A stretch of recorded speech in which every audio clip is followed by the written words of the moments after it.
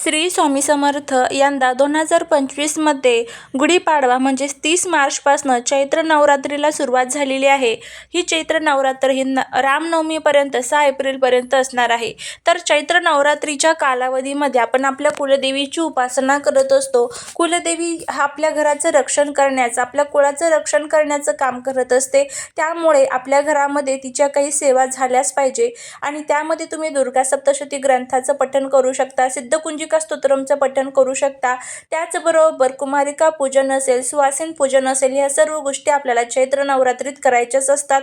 आणि हे सर्व केल्यानंतर त्याचबरोबर आपण देवीची फक्त मनोभावे जरी उपासना केली तरीही देवी आपल्याला काही संकेत देत असते. हे संकेत जर आपल्याला समजले तर आपल्या नशिबाचा भाग्योदय होत असतो. त्यामध्ये कोणकोणते संकेत देवी आपल्याला देत असते याबद्दलची संपूर्ण माहिती मी एका व्हिडिओद्वारे तुम्हाला दिलेली आहे. याच व्हिडिओच्या खाली छोटासा त्रिकोण आहे, त्यावरती क्लिक करा.